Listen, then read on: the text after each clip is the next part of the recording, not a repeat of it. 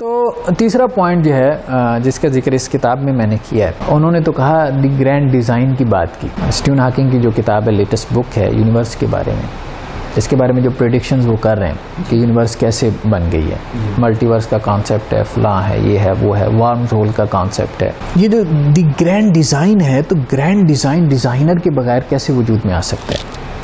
ہم یہ بات کر رہے ہیں کہ اگر آپ یہ بات کہیں کہ اگر ریلیجس پرسپیکٹو سے آپ یونیورس کو ایکسپلین کرنے کے لیے کوئی کتاب لکھیں گے تو اس کا کیا ٹائٹل ہوگا؟ تو اس کا ٹائٹل دی گرینڈ پلان ہوگا۔ وہ تو چونکہ ان کی میٹیریلسٹک اپروچ ہے نا، ہاں یہ ڈیزائن کیوں کتنا خوبصورت اور اتنا پریسائز کیوں ہے، کیوں کا جواب دے نہیں سکتے، یہ نہیں دیتے۔ اب آپ دیکھیں کہ ایک سائنسٹسٹ جو ہے وہ مطلب کتنا اس کے اوپر جبر ہے، کتنا زیادہ اس کے اوپر جبر ہے۔ وہ یہ تو مان رہا ہے کہ بہت خوبصورت ڈیزائن ہے اور بہت کمال ڈیزائن ہے، مطلب یونیورس کا، انسان شستر حیران رہ جاتا ہے، مبہوت رہ جاتا ہے اس سے۔ لیکن وہ یہ نہیں سوچ رہا کہ وہ خود اس کے اندر کتنا مجبور ہے، مجبور محض ہے۔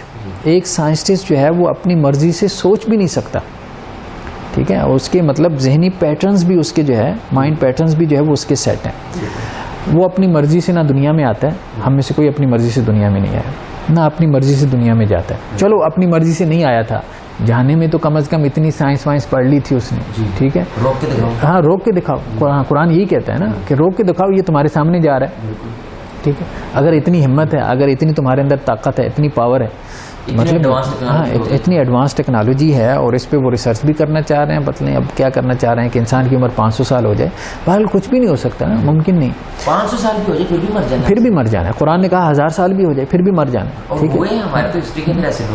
تو یہ دنیا کی کتنی بڑی مطلب یونیورسل ٹروتھ ہے کہ سب مر رہے ہیں، اتنے انٹلیکٹ، اتنی پاور، اتنے نالج، اتنا بڑا فلسفہ، حکمرانی، سب کچھ کے باوجود، اتنی خواہشات کے باوجود، خدا کے انکار کے باوجود، بات وہی ہے کہ وہ نیتشے کے بارے میں بہت معروف ہوا کہ وہ حضرت صاحب جب وہ پہاڑی پہ گئے اور کچھ سوچا اور کوئی کتاب لکھی اور نیچے اترے تو انہوں نے ایک جملہ کہا، گاڈ از ڈیڈ، مطلب اس کی خیر مختلف انٹرپریٹیشن کی گئی ہے کہ نیتشے کا کیا مطلب تھا گاڈ از ڈیڈ سے۔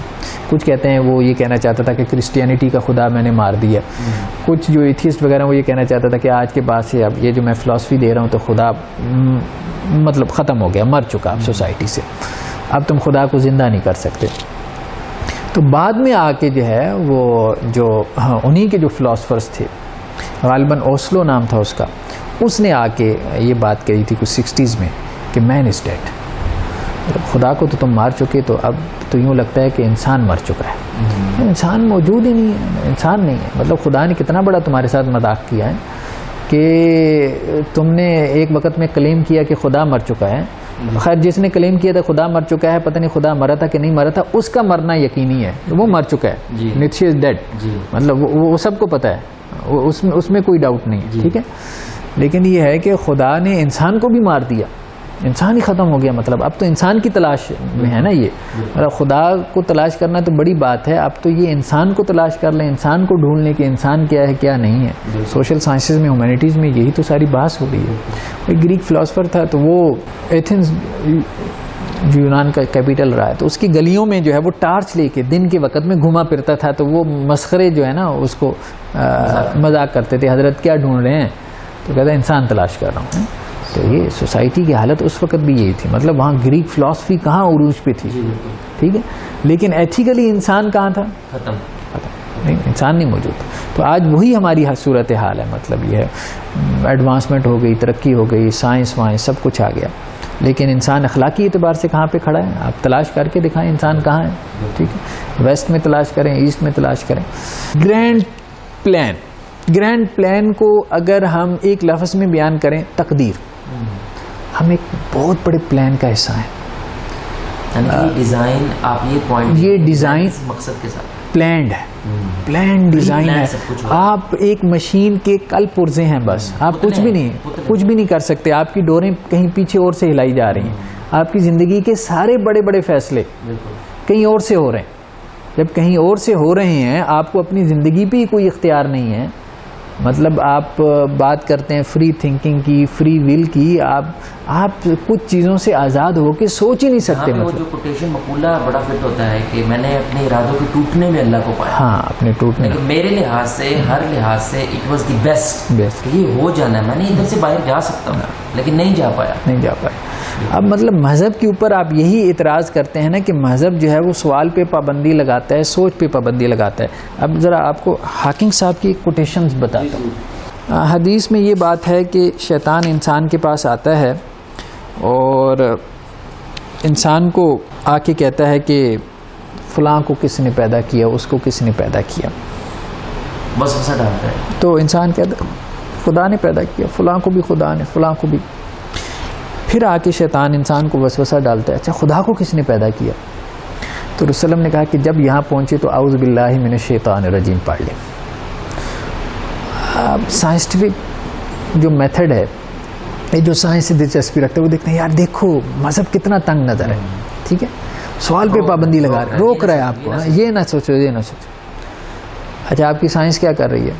ذرا اپنے ایٹیچیوڈس بھی تو دیکھیں. ہاکنگ صاحب نے بڑے بڑے کوسچنز جو ہیں وہ دا گرینڈ ڈیزائن کے اندر جو ہے وہ کھڑے کیے. اب وہ کہتے ہیں بھائی میں نے تم کو پہنچا دیا ایم تھیوری پہ. ایم تھیوری کا نتیجہ یہ ہے کہ لاز آف نیچر جو ہے ان سے یونیورس کی ابتدا ہوئی ہے. لاز آف نیچر جیسے گریوٹی ہے، یونیورس کا کریٹر یہ ہے یا اوریجن یہ ہے. وہ خیر کریٹر تو نہیں کہتے، وہ تو ہم کہہ رہے ہیں کریٹر ہے ان کے نزدیک. سوال یہ پیدا ہوا کہ لاز آف نیچر جو فزیکل لاز ہیں، قوانین فطرت ہیں جن کی وجہ سے یہ یونیورس وجود میں آئی ہے اور قائم ہے، ان کا اوریجن کے کون، ان کا کریٹر کون ہے، وہ کہاں سے آ گئے؟ تو اسٹیون ہاکنگ نے کہا ہے، یہ بات کہی ہے کہ یہ ایک لا یعنی سوال ہے، میننگ لیس کوسچن ہے. اس سوال کو جواب نہیں، اس سوال کا کوئی جواب نہیں ہے، بلکہ یہ سوال کرنا جو ہے نا یہ حماقت ہے. یعنی کہ وہ بھی کہہ رہے نہ کرو، وہ بھی یہ کہہ رہے نہ کرو.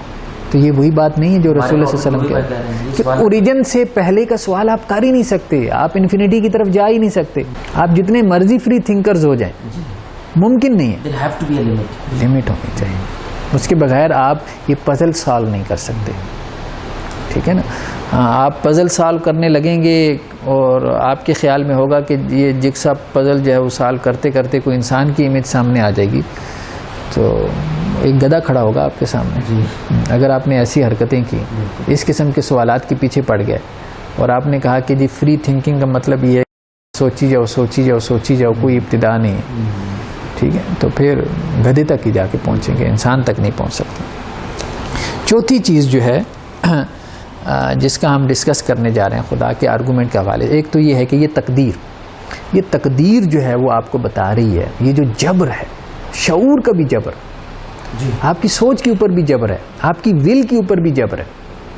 انسان کسی طرح سے بھی آزاد نہیں. ہر لحاظ سے لمٹس ہیں انسان کے، آپ اوڑھ نہیں سکتے، لمٹس ہیں. ٹھیک ہے، مطلب ہر اعتبار سے مطلب کہ آپ کے اوپر لمٹس ہیں. تو یہ لمٹس بتا رہی ہیں کہ کوئی لمٹس لگانے والا ہے، کسی نے یہ کنڈیشنز، کسی نے یہ لمٹس لگائی ہیں، مجبور کیا.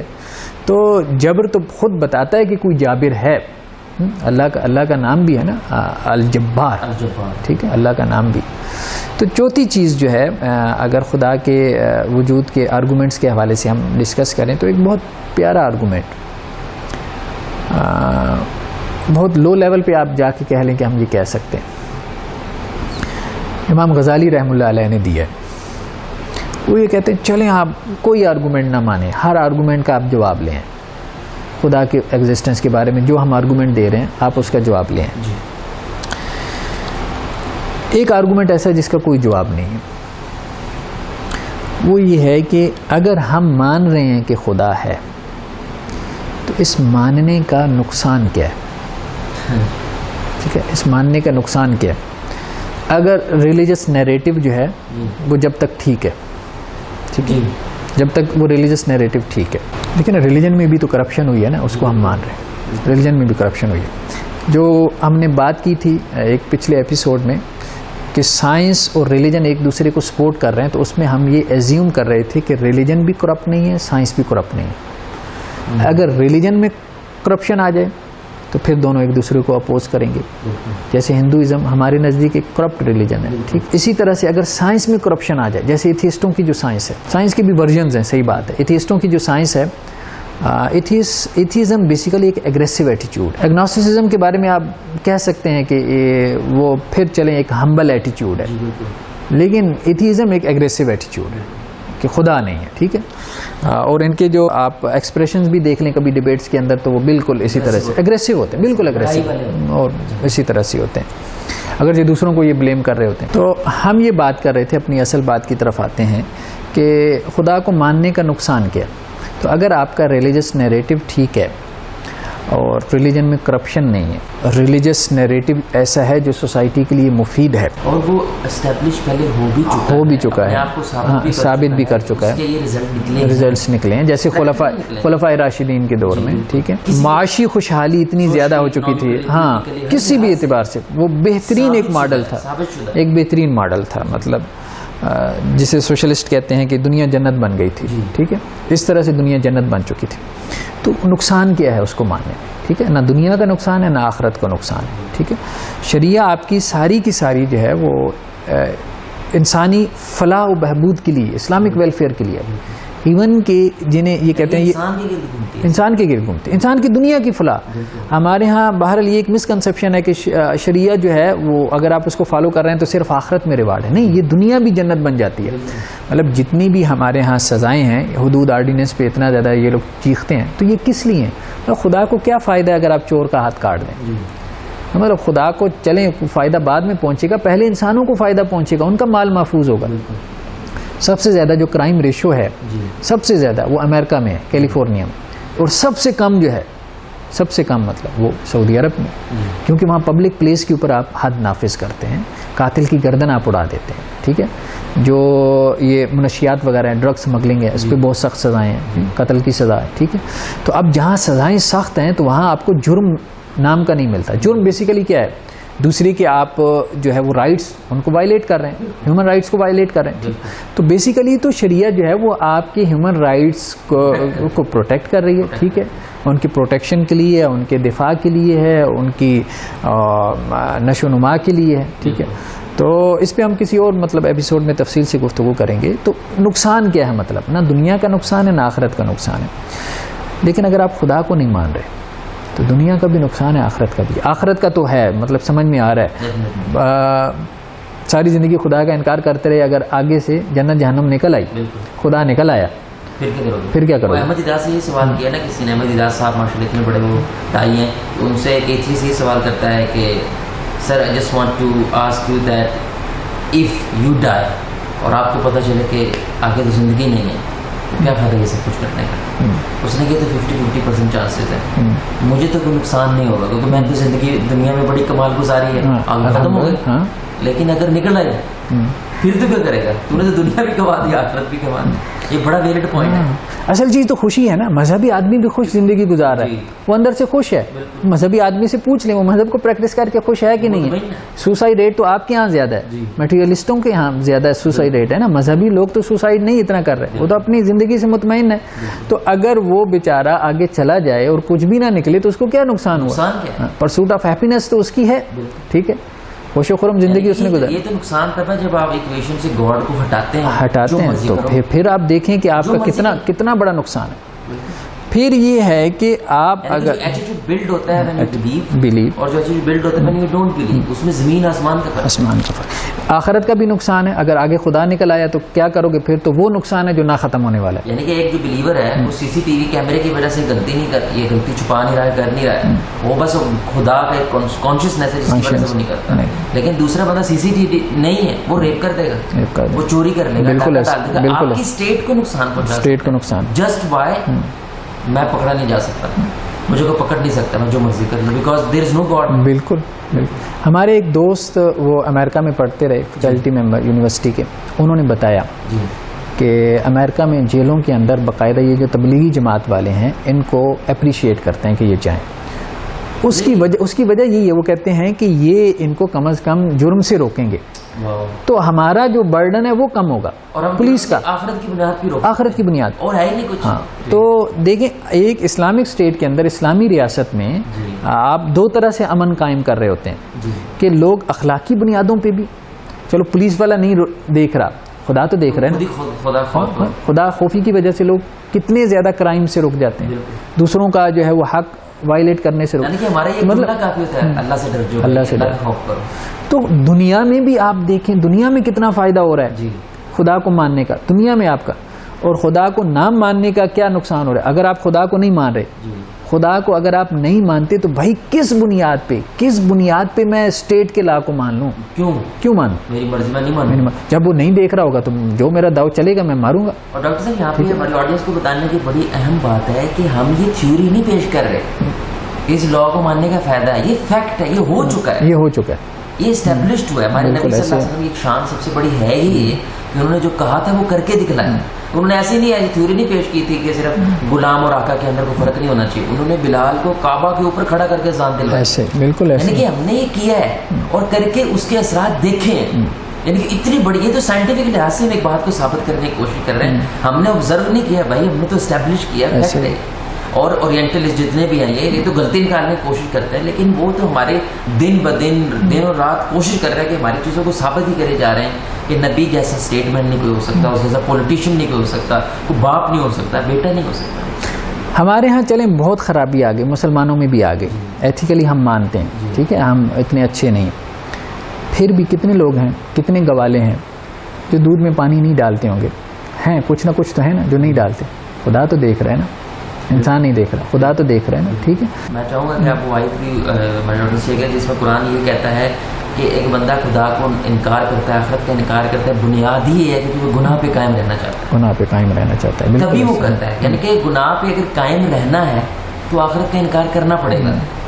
بل یرید الانسان لیفجر امامہ ہے کہ آخرت کا انکار اس لیے کرتا ہے کہ یہ سرکشی میں آگے بڑھنا چاہتا ہے، گناہ پہ قائم رہنا چاہتا ہے. کیونکہ آخرت کا کانسیپٹ جو ہے اس کو گناہ سے روکتا ہے، کرائم سے روکتا ہے، کرائم سے روکتا ہے، جرم سے روکتا ہے، ہیومن رائٹس کی وائلیشن سے اس کو روکتا ہے، دوسرے پہ ظلم کرنے سے اس کو روکتا ہے. اور اسلام میں تو حقوق العباد مقدم ہے، یعنی کہ اللہ معاف نہیں کرے گا جب تک ایک بندہ معاف نہ کرے آپ کو، تب تک اللہ بھی اس غلطی کو معاف نہیں کرے جب تک وہ بندے سے آپ معافی نہیں مانگتے. تو یہ 4 آرگومنٹس ہیں جو کہ مختلف ڈسپلن سے ہیں.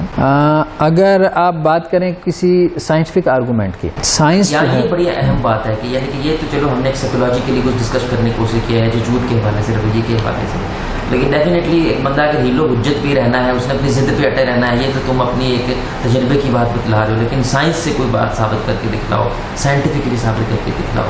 لیکن ڈیفینیٹلی ایک کوشچن بڑا ویلڈ ہے. سائنس میں دیکھیں ایک تھیوری جو ہے وہ تھیوری آف ایولیوشن کے پیرالل جو ہے وہ ایک بہت اسٹرانگ تھیوری اور سائنٹیفک بنیادوں پہ، سائنٹیفک میتھڈس کے ساتھ جس پہ بہت کام ہو رہا ہے، کرسچنزم کے نام سے ویسٹ میں بہت کام ہو رہا ہے. وہاں ایک میجورٹی ہے کرسچن اسکالرس کی، جیو اسکالرس کی، جو اسی طرح سے بلیو رکھتے ہیں کرسچنزم پہ. کائنات اسی طرح سے 6 دنوں میں بنی ہے، بائبل کا بھی یہی بیان ہے، قرآن مجید کا بھی یہی بیان ہے. تو وہ اس کے لیے بہت ایفرٹ کر رہے ہیں. ہمارے ہاں اس کا شعور نہیں، ہمارے مسلمس کچھ بھی نہیں کر رہے، جو مسلم سائنسٹسٹ ہیں. اس پہ بہت کچھ لکھا جا رہا ہے، بہت کچھ لکھا جا رہا ہے. بلکہ میں ان میں سے چند ایک کتب کا تذکرہ کروں گا جن کا میں نے جو ہے وہ اپنی ایک نئی کتاب جو ابھی پبلشنگ کے مراحل میں ہے، جو میں نے مکمل کر لیا، مکالمہ ڈائیلاگ کے نام سے، جس میں مختلف لوگوں سے ڈائیلاگ جو کیے گئے ہیں. ایک کتاب تو ڈاکٹر فرانسس کولنز کی ہے. اس کتاب کا جو ٹائٹل ہے، آپ ٹائٹل سے آپ اندازہ لگا لیں، the language of God, a scientist presents evidence for belief. ٹھیک ہے، خدا کی زبان، سائنس خدا کی زبان. ٹھیک ہے، تو ایک جو ہے وہ ایمان کے لیے آپ کو ایویڈنسز دے رہا ہے اس کتاب کے اندر. اور ڈاکٹر کولنز جو ہیں یہ فزیکل کیمسٹری میں پی ایچ ڈی ہیں اور ییل یونیورسٹی سے، ییل معروف یونیورسٹی ہے. تو امریکہ میں national institute of health sciences ہے، ایک سرکاری ادارہ ہے، اس کے ڈائریکٹر رہے ہیں اور اچھی پوسٹ پہ رہے ہیں. تو اس کے علاوہ ایک اور کتاب ہے مائیکل بیہے کی. مائیکل بیہے کی جو کتاب ہے اس کا نام ہے Darwin's black box, the biochemical challenge to evolution. Biochemical challenge to evolution. ٹھیک ہے، بہت بڑے چیلنجز ان کو درپیش آ رہے ہیں ایوولوشن کی تھیوری میں. خود ڈارون کو اس کا اندازہ تھا. آن اوریجن آف دا اسپیشیز میں ڈارون نے اس کا تذکرہ کیا تھا. اس نے کہا تھا کہ پرندوں کی جو چونچیں تھیں اس پہ اس نے کام کیا تو اس نے کہا اس میں تو ایوولوشن ہوا ہے, یہ چونچ پہلے ایسی تھی پھر ایسے ہو گئی. لیکن انہی پرندوں کی آنکھ کو جب اس نے اسٹڈی کیا تو اس میں اتنی کمپلیکسٹی تھی کہ وہ کہتا ہے کہ یہاں پریڈکٹ کرنا, یہ کہنا ممکن نہیں ہے کہ آنکھ میں بھی ایوولوشن ہوا ہے. تو اب اگر ایوولوشن ہوا تو پوری باڈی میں ہوا ہوگا, ٹھیک ہے. تو یہ اس کو درپیش چیلنجز تھے, کانٹریڈکٹ کر رہی تھی. اس نے کہا تھا کہ ابھی سائنس اتنی ایڈوانس نہیں ہے, ان قریب میں سائنس اگلے 100 سالوں میں ایڈوانس ہو جائے گی, فوسل ریکارڈ ملے گا تو یہ ان سوال کا جواب مل جائے گا, میری تھیوری پروو ہو جائے گی.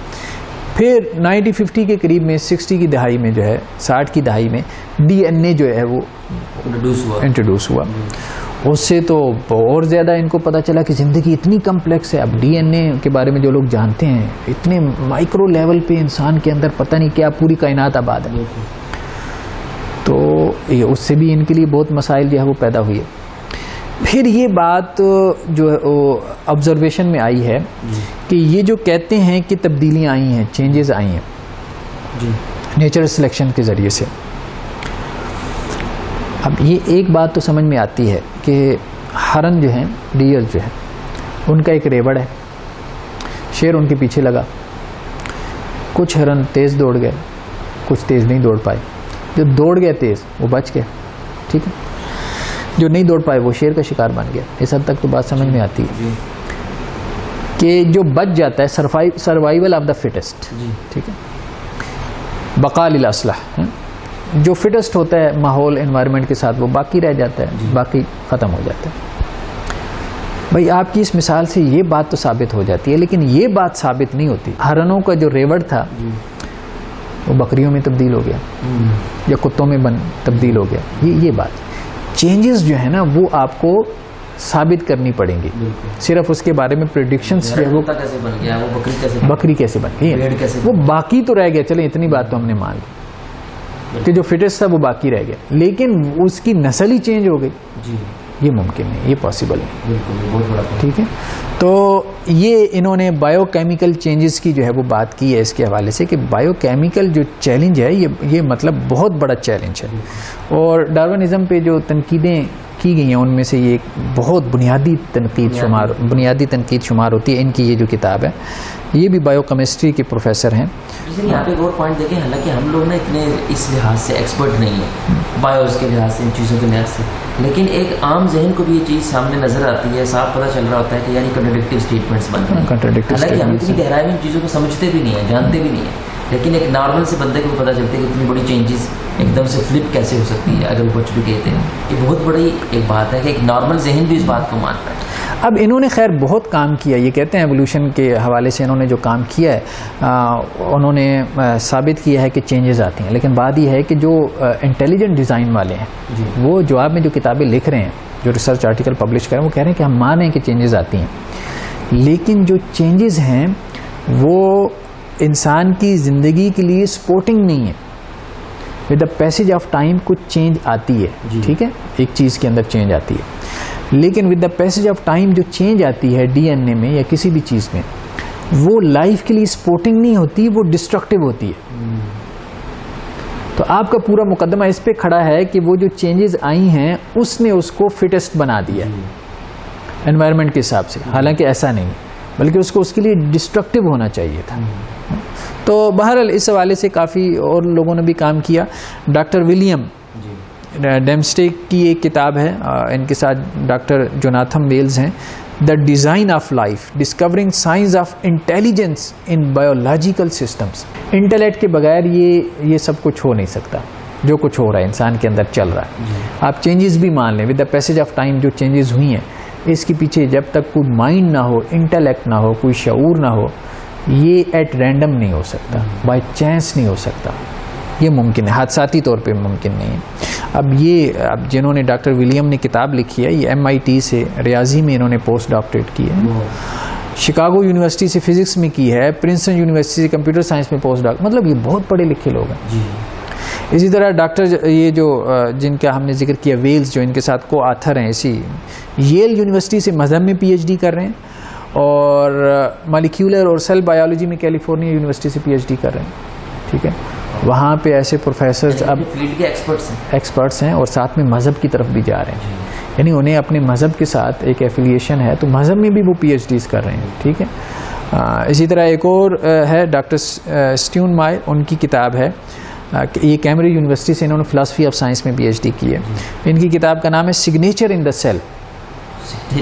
سگنیچر ان دا سیل. کسی نے سگنیچر، خدا نے سگنیچر کر کے بھیجا ہے سیل، اپنے سگنیچر کر کے بھیجا ہے سیل. نام بھی بڑا کمال. D N A and the evidence for intelligent design. ٹھیک ہے. اسی طرح ڈاکٹر تھامس یہ اور جیمز گل، یہ ان کی کتاب ہے، دونوں نے مل کے کتاب لکھی ہے، the mysterious epigenome what lies beyond D N A. D N A کے پیچھے کون ہے. ٹھیک. تو یہ یونیورسٹی آف فلوریڈا سے انہوں نے تاریخ سائنس میں، ہسٹری آف سائنس میں پی ایچ ڈی کی ہے ایک صاحب نے. اور بھی بہت ساری کتابیں ہیں. ڈیزائن کے نیچے آپ سارا وقت مطلب بہت کام ہو رہا ہے. انٹیلیجنٹ ڈیزائن اگر آپ ایک لفظ میں بیان کرنا چاہیں تو انٹیلیجنٹ ڈیزائن کی تھیری یہ کہتی ہے، وہ ایوولوشن کا انکار نہیں کرتی. وہ کہتے ہیں ایوولوشن ہوا ہے، لیکن ایوولوشن جو ہے یہ نیچرل سلیکشن نے نہیں کیا. نیچرل سلیکشن اندھا بہرا وہ جو بلائنڈ واچ میکر ہے وہ یہ نہیں کر سکتا. یہ کوئی انٹلیکٹ، کوئی بہت ذہین، حکیم، سمیع، بصیر کوئی خدا ہے جس نے یہ کام کیا. یعنی وہ مطلب ویسٹ میں اب ایک اور مطلب ایک پیرل نیریٹو آپ کہہ لیں. یعنی ایک تو کریشنسٹ ہیں جو یہ کہہ رہے ہیں کہ جی خدا نے اس طرح سے کائنات پیدا کی جیسے سیکرڈ بکس میں. ایک وہ ہیں جو کہتے ہیں کہ ایوولوشن کو مان رہے ہیں، ایوولوشن ہوا ہے، لیکن وہ ایوولوشن نیچرل سلیکشن کی بنیادوں پہ نہیں ہوا، اندھے بہرے فزیکل لاز نے وہ نہیں کیا، بلکہ وہ ایک سمیع بصیر خدا نے کیا. یعنی ایک سٹیج سے دوسرے سٹیج میں جانے کے لیے ضروری ہے کہ پیچھے انٹلیکٹ موجود ہو، اور وہ انٹلیکٹ اپنے آرڈر سے، اپنے حکم سے، یعنی امر ربی سے یہ سب کچھ ہو رہا ہے. تو یہ بیسیکلی ہے انٹیلیجنٹ ڈیزائن کی تھیوری. تو آن دس نوٹ آپ نے ہمارا بھی نیریٹو سنا ہے. ہم نے پچھلے جو 3 ایپیسوڈز ہیں اس میں ایک ہی ایگنوسٹک یا سائنٹیفک کمیونٹی کا نیریٹو آپ کے سامنے رکھا تھا، اور اس ایپیسوڈ کے اندر ہم نے گاڈز ایگزسٹنس کے بارے میں تقریباً 5 پروف ڈاکٹر صاحب نے آپ کے سامنے رکھے ہیں. امید ہے کہ یہ کافی ہیں ایک ساؤنڈ مائنڈ، ایک ساؤنڈ انٹلیکٹ کے لیے to convince himself or herself that definitely, without any doubt, there is a creator of our existence. So on this note, Jawad Ahad is signing out. Until next time, Assalamu alaikum wa rahmatullahi wa barakatuh.